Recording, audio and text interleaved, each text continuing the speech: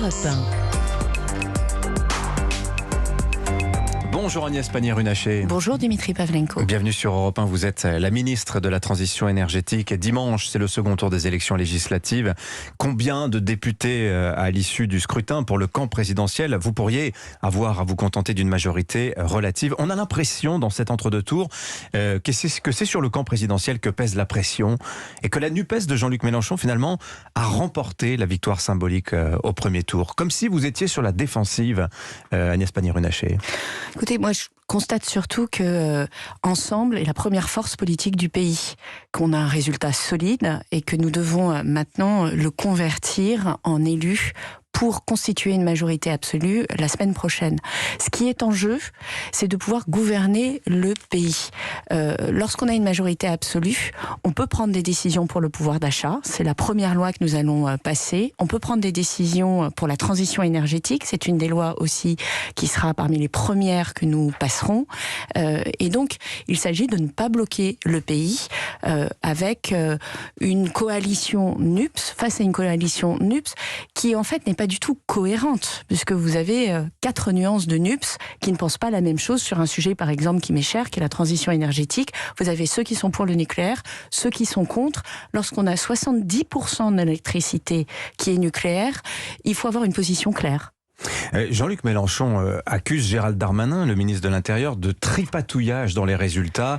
Dans le détail, il lui reproche d'avoir classé comme divers gauche des candidats qui auraient dû être affiliés à la NUPES, qui mécaniquement ont fait baisser le score de la NUPES en total national. Alors, qu'est-ce que vous dites là ce matin? Lanceur d'alerte ou complotiste, Jean-Luc Mélenchon? Jean-Luc Mélenchon, c'est le monsieur qui n'accepte pas d'être battu au premier tour en 2017, qui n'accepte pas d'être battu au premier tour en 2022, et qui nous explique que, alors que ce sont ces candidats qui remplissent l'imprimé pour le ministère de l'Intérieur et qui indiquent s'ils sont NUPES ou pas NUPES, qui nous explique qu'on n'a pas comptabilisé ceux qui ne sont pas NUPES.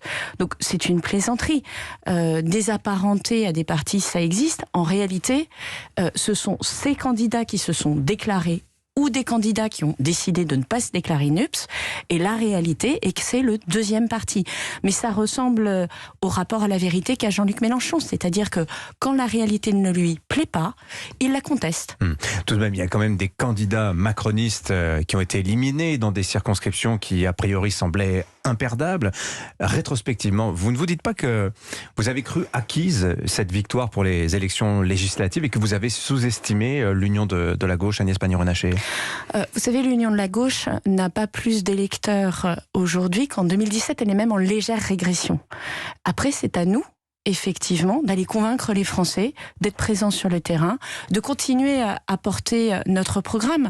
Ce que nous portons, nous, c'est un programme où l'Europe protège. Ce que porte NUPES, c'est un programme où l'Europe, où on sort de l'Europe, où on se prive de cette protection européenne pour aller se jeter dans les bras de pays qui ne sont pas très démocratiques.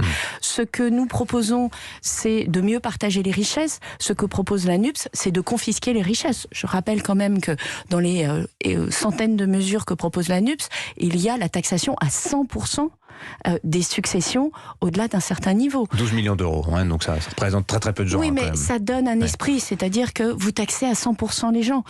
La NUPES, c'est 1 milliard de dépenses en plus chaque jour. Comment vous croyez que cela sera financé?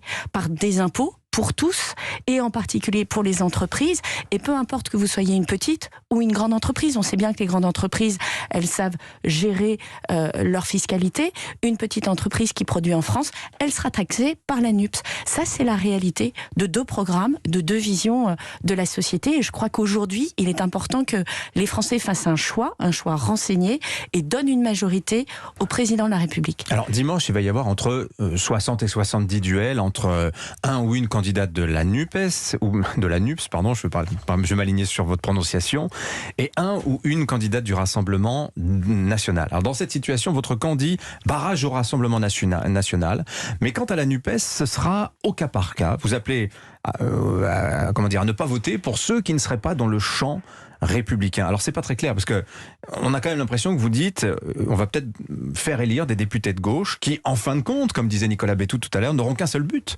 paralyser l'action de la majorité. Est-ce que vous pensez que c'est suffisamment clair comme consigne à l'adresse des électeurs de la Macronie qui n'auront pas de candidat pour qui voter dimanche. Dimitri Pavlenko, je crois qu'on a une consigne qui est bien plus claire que celle de la NUPES à notre égard. Je rappelle qu'il y a moins de 60 duels, 58 de tête, entre le RN et NUPES. Il y a 110 duels entre le RN et Ensemble. Est-ce que vous avez entendu une consigne nationale sur le vote entre Ensemble et le RN ?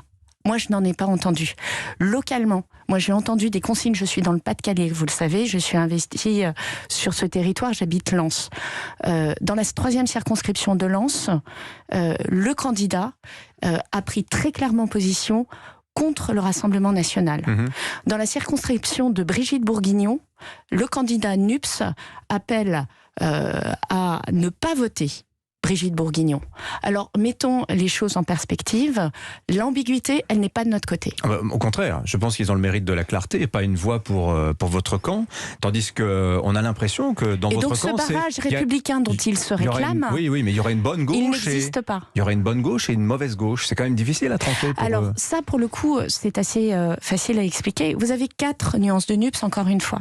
Vous avez des anciens... D'ailleurs, certains ne sont pas apparentés NUPES et sont rattrapés par la NUPES, c'est le cas de Dominique Potier. Donc, vous avez des candidats communistes, des candidats des Verts, des candidats du Parti Socialiste et des candidats LFI. Les 4 ne pensent pas du tout la même chose. Mais alors, quelles sont les mauvaises nuances dans ce cas-là? Il faut clarifier. C'est ceux qui viennent de la France Insoumise? C'est ceux qui viennent d'Europe Écologie Les Verts? Puisque, semble-t-il, les communistes font l'objet d'une certaine mensuétude. Des socialistes également? Vous savez, moi, j'arrive à travailler avec tous les candidats qui sont républicains. Certains candidats et c'est quoi être républicain? Pardon, je vais jusqu'au bout. Certains candidats éléfistes prônent le communautarisme. Ce ne sont pas mes valeurs républicaines, ce ne sont pas les valeurs de la France. Je vous donne juste cet exemple. Et on pourrait continuer aussi sur un certain nombre de positionnements. Je pense que des candidats qui prônent la sortie du nucléaire, alors que c'est un élément de notre souveraineté énergétique et donc de notre souveraineté politique, sont dangereux pour le pays. Je pense qu'un certain nombre de candidats ont pris des positions vis-à-vis des forces de l'ordre qui sont dramatiques. Donc, à un moment, il faut effectivement nommer les choses. Maintenant, nous sommes très clairs sur la lutte contre le Rassemblement national. Une enquête sur les déclarations passées de chaque candidat. Les électeurs, ce sont des adultes. Et moi, je respecte complètement leur choix. Et d'ailleurs, je respecte aussi le choix de ceux qui n'ont pas voulu voter pour nous. Et je trouve que ça doit plutôt nous interroger sur la façon dont on doit continuer à convaincre et à faire campagne. Donc, les électeurs, ils feront un choix responsable et de justesse. Moi, j'appelle les abstentionnistes à se mobiliser parce que il faut pas que d'autres choisissent pour soi-même. Et s'agissant de l'élection du second tour, je suis convaincue qu'ils feront le bon choix. Agnès Pannier-Runacher, vous évoquez les dissensions au sein de la NUPES sur les questions de politique énergétique. Précisément, c'est votre portefeuille, la transition énergétique. Immense chantier pour le pays qui, rappelons-le, s'est engagé à atteindre la neutralité carbone en 2050. Or, quand on regarde actuellement notre mix énergétique, on voit qu'il est encore à 60%, qu'il provient à 60% des hydrocarbures, que ce soit le gaz, le pétrole, un tout petit peu de charbon aussi. Alors, quel est le plan aujourd'hui pour la transition énergétique de la France, Agnès Pannier-Runacher? Vous avez 4 chantiers. Le premier chantier, c'est celui de la sobriété énergétique. C'est un terme qui peut faire peur, mais en fait, c'est comment on réorganise nos modes de transport, nos modes de travail, nos modes aussi de chauffage collectif pour faire en sorte de consommer moins de carburant, moins de gaz naturel, moins de fuel. Et ça, c'est par exemple développer là où c'est possible, dans les agglomérations, les transports en commun, les rendre plus confortables, les rendre plus accessibles en prix pour faire en sorte que naturellement, les gens abandonnent leur voiture pour plutôt venir en transport en commun. Je donne cet exemple, mais je pourrais les multiplier. La deuxième chose, c'est l'efficacité énergétique, c'est-à-dire à usage égal, vous avez une technique qui vous permet de moins consommer de carburant ou de fuel. Vous changez votre chaudière, vous changez votre voiture. Et là, nous accompagnons par des politiques, parce que ce sont des investissements coûteux pour les Français, coûteux pour les entreprises, et nous faisons en sorte qu'ils passent à l'acte, parce que derrière ce nouvel équipement, ils vont payer moins de factures, moins cher leur énergie. Donc c'est un enjeu gagnant pour la planète, mais gagnant aussi pour leur portefeuille. Le troisième sujet, c'est le développement des énergies renouvelables, parce que nous allons avoir besoin de beaucoup plus d'électricité qui n'émet pas de carbone. Alors lesquelles, justement, énergies renouvelables, parce que... Toutes les énergies renouvelables. Vous êtes plutôt sceptique sur l'éolien terrestre, de l'éolien marin, du photovoltaïque, de la géothermie, éventuellement de l'hydrolien. Alors c'est des plus petits, on va dire, contingents, mais tout ce qui est énergie renouvelable est bon à prendre. Après, ça dépend des territoires. C'est-à-dire que, je prends l'exemple du Grand Est et des Hauts-de-France, ils ont été très fortement équipés en éolien. Il faut regarder territoire par territoire où on a des réserves foncières, où on a une acceptabilité de la population pour accueillir de nouvelles installations. Est-ce que c'est plus facile d'accueillir du photovoltaïque ? Le photovoltaïque, ça prend des mètres carrés, des hectares de terrain. L'éolien, c'est plus concentré, mais l'éolien, c'est plus visible. Donc voilà, vous avez avantages, inconvénients sur chacune de ces énergies, mais ça se développe au cas par cas avec les habitants et les élus locaux. Vous le dites, il faudra plus d'électricité. La France va s'électrifier beaucoup plus à l'avenir. Alors, on a quand même plein de problèmes sur ce point-là, parce que d'abord, rappelons-le, on a une loi, la programmation pluriannuelle de l'énergie, qui prévoit toujours de réduire la part du nucléaire à 50% de notre mix énergétique d'ici 2035. Alors, première question, est-ce que c'est encore l'objectif du gouvernement ? Et puis je vous poserai une question après sur l'état de notre parc nucléaire. On voit bien qu'on a la moitié des réacteurs qui sont à l'arrêt actuellement. Et dans l'Isère, on apprend que la centrale de Saint-Alban tourne au ralenti à cause du faible débit du Rhône. Est-ce que EDF est en mesure aujourd'hui d'assurer cette transition électrique ? Alors, EDF est au cœur de cette transition électrique, puisqu'elle déploie à la fois du nucléaire, et elle a une désinstallation nucléaire qu'elle entretient et qu'elle maintient, et elle développe des énergies renouvelables. Donc, elle est complètement l'acteur stratégique et central de cette transition énergétique. Pour répondre à votre première question, l'objectif de la PPE, qui est quand même de réduire la part du nucléaire à 50%. Naturellement, vous allez avoir une réduction de la part du nucléaire, puisque nos centrales nucléaires ont été construites à la fin des années 70, début des années 80. Elles sont prévues pour durer 40 ans initialement, elles ont été prolongées de 10 ans, donc ça fait 50 ans, vous faites 80 plus 50, ça fait 2030.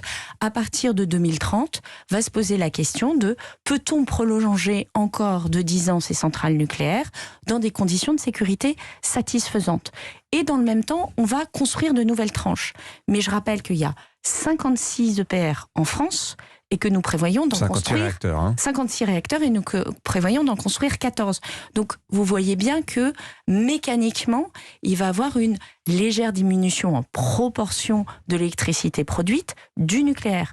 De l'autre côté, les énergies renouvelables, ce sont des énergies qu'on peut déployer plus rapidement et qui permettent en fait de diversifier notre risque. Oui, sous réserve de l'acceptabilité sociale, etc. Tout à fait, mais je pense qu'à un moment, il faut, et c'est là où les Verts et la NUPS, par exemple, sont totalement ambigus et en fait contre-productifs. Ils disent, nous sommes les parangons de l'écologie, mais derrière, ils votent contre les lois, qui permettent de déployer plus rapidement des énergies renouvelables. Donc là encore, on est dans l'inaction totale. Mais si je vous ai bien compris, Agnès Pannier-Runacher, vous nous dites, dans un horizon de temps de moyen terme, on aura moins d'électricité nucléaire parce qu'il faut assurer cette transition entre le vieux parc de centrales. On aura plus d'électricité nucléaire, mais comme on aura développé beaucoup plus d'énergie renouvelable en proportion relative, on rééquilibrera notre portefeuille avec probablement moins de 70% de nucléaire. Oui, ça suffira. Ça suffira, alors qu'à partir de 2035, il n'y a plus de véhicules thermiques vendus. La loi prévoit. Mais vous avez encore des véhicules thermiques qui circulent et vous savez qu'une voiture, ça dure 10 à 15 ans quand même. Donc, on aura effectivement, à partir de 2035, plus d'électrification et un mix énergétique où la part des renouvelables aura sensiblement augmenté.